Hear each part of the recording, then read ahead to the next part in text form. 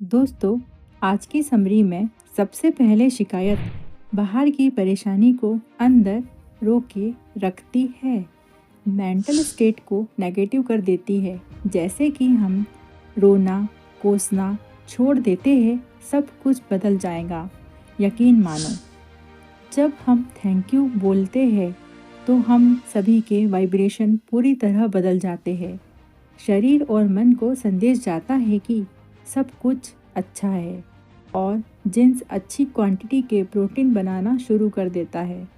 शरीर, दिमाग, nervous system सब बेहतरीन तरीके से काम करने लगता है। हम सब बस एक गलती कर रहे हैं, अपनी पुरानी प्रोग्रामिंग के अनुसार थैंक यू बोलने के लिए और अच्छा महसूस करने के लिए इंतज़ार कर रहे हैं कि बाहर कुछ अच्छा हो। If you are waiting then you are not creating. Programming बदलने के लिए, हर बात के लिए धन्यवाद करो। संघर्ष को शक्ति में बदलो। मैं आपको कुछ प्रैक्टिकल टिप बताती हूँ। हर रात आज की रुकावटों के लिए, अपनी गलतियों के लिए, दूसरों की गलतियों के लिए, परेशान करने वाली चीज़ों के लिए, जो हमें बुरा फील करवाती है, हमारी फीलिंग गिराती है, उसके लिए थैंक यू लिखो और अगले दिन जब भी समय मिले उसका रिव्यू करो।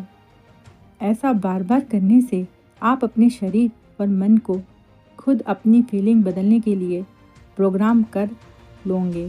ध्यान से सुनिएगा। अब मैं आपको एक कहानी सुनाती हूँ जो कई आध्यात्मिक सर्कल्स में सुनाई जाती है। एक चिड़िया रेगिस्तान के पास एक पेड़ पर रहती थी। ये चिड़िया बीमार रहती थी। चिड़िया के पंख भी झड़ गए थे। ना उसके पास खाने के लिए कुछ और ना ही वह कहीं उड़कर जा सकती थी। बस रेगिस्तान में दिन रात अपने संघर्ष को कोसते रहती थी। फिर एक दिन एक साधु वहाँ से निकला।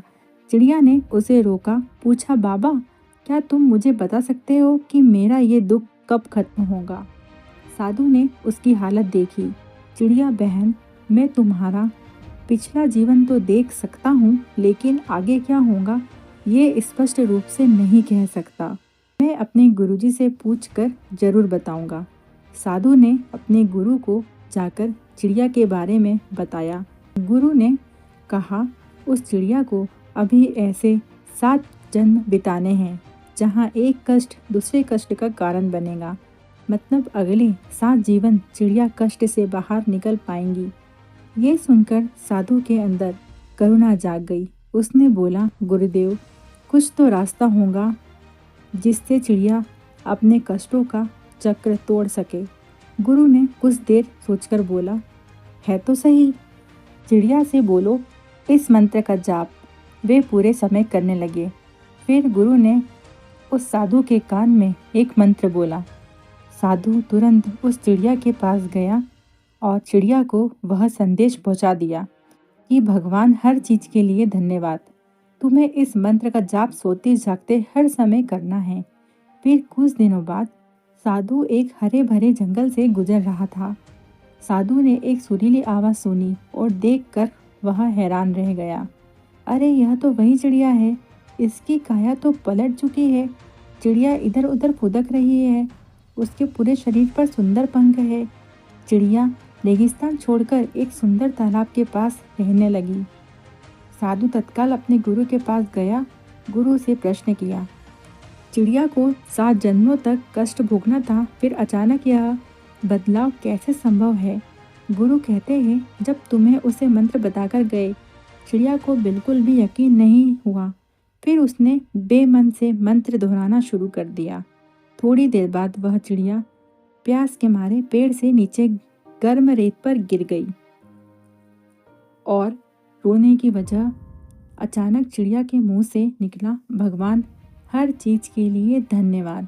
चिड़िया ने सोचा, मुझे प्यास लगी है पर मैं उड़ नहीं सकती और मैं बहुत थक गई हूँ। इससे भी कोई अच्छी बात होगी। ऊपर वाले, इसके लिए बहुत बहुत धन्यवाद। यह सब पहली बार अचानक से हुआ। रोने और कोसने की जगह चिड़िया का नया रिएक्शन था। चिड़िया को अंदर से लगा, इसमें कुछ अच्छा ही होगा। ऐसा सोचने से उसकी फीलिंग बदली। उसे कष्ट में थोड़ा आराम मिला, उसमें थोड़ी हिम्मत आई, तो वे उड़कर छायादार पेड़ ढूंढने लगी। जब भी चिड़िया को तकलीफ होती, वो दुखी होने की जगह धन्यवाद देने लगती। इससे उसे हल्का और हल्का महसूस होने लग गया। इस भावना के कारण उसके 7 जन्म के कष्ट 7 दिनों में कट गए। जब हम शिकायत करते हैं, अपने शरीर और मन को नेगेटिव रिएक्शन से भर लेते हैं। जो परेशानी बाहर कुछ देर के लिए आई थी, उसे अपने अंदर कुछ और देर के लिए रोक लेते हैं। जो परेशानी कुछ समय के लिए साथ खत्म हो जाना चाहिए, वो हमारे अंदर बढ़ते जाती है। दोस्तों, हम मिलकर 2025 और आने वाले सालों के लिए एक थॉट एक्सपेरिमेंट करते हैं। आपके पास जो भी चीज़ है, उसमें कमी निकालना शुरू करो। साथ में अपनी उस चीज़ों के लिए आपकी जो टोन है, उसे भी बदल दो।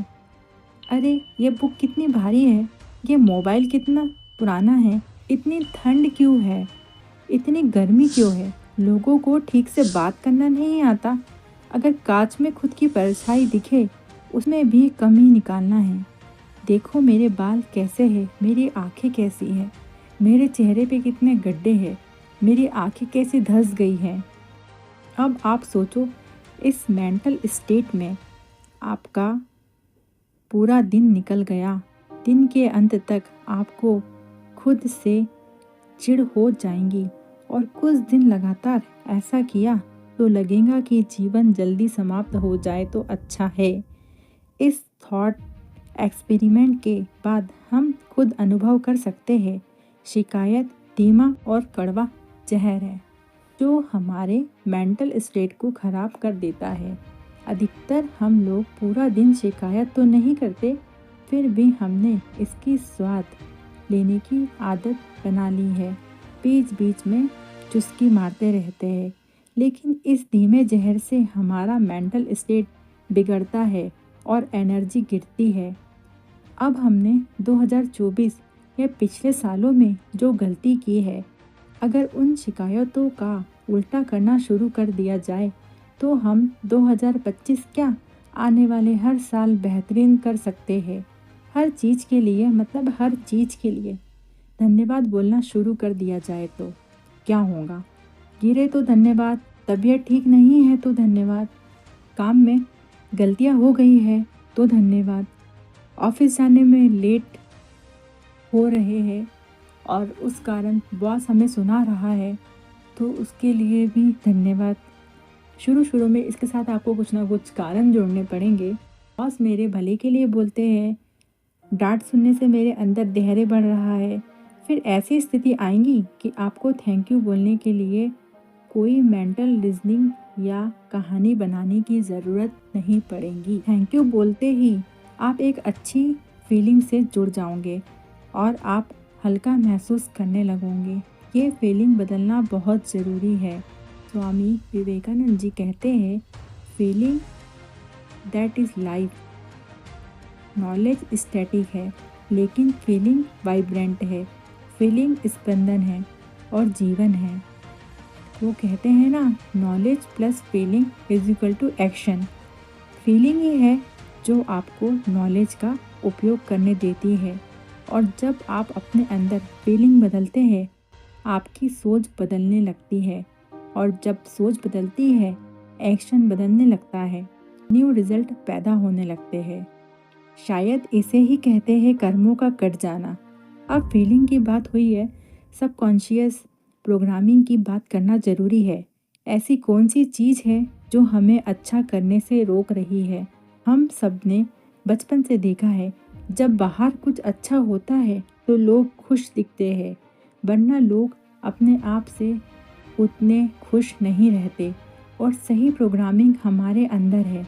हम सब वेट कर रहे हैं, जब बाहर रिजल्ट आएगा तभी मैं कॉन्फिडेंट और सक्सेसफुल महसूस करूँगा।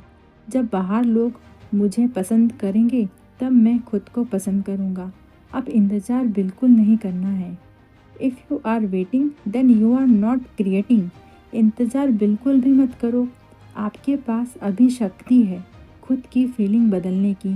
हम सब अभी के अभी नई पर्सनालिटी और रिजल्ट पैदा कर सकते हैं, अपनी मर्जी से अच्छा महसूस कर सकते हैं।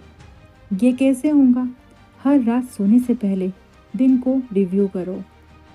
एक पेपर पे 3 कॉलम बनाओ, उसमें आपको दिन में जो भी रुकावटें आई है, आपसे जो भी गलतियाँ हुई है और जो छोटी मोटी परेशानियाँ आपने फेस करी है, जो दिन भर हुआ है, उसे एक पेपर पे या एक अपनी डायरी में नोट डाउन करो। अब इसके सामने धन्यवाद लिखो और ज़रूरत पड़े तो रीज़न भी लिखो कि मैं इसलिए धन्यवाद करता हूँ कि मुझे हर कठिनाई ताकतवर बनाती जा रही है। इस एंट्री को एक बार ज़रूर पढ़ लो और जब मुंह से अरे यार की जगह थैंक यू निकलने लगे और हल्का महसूस होने लगे तो समझ लो काम हो गया।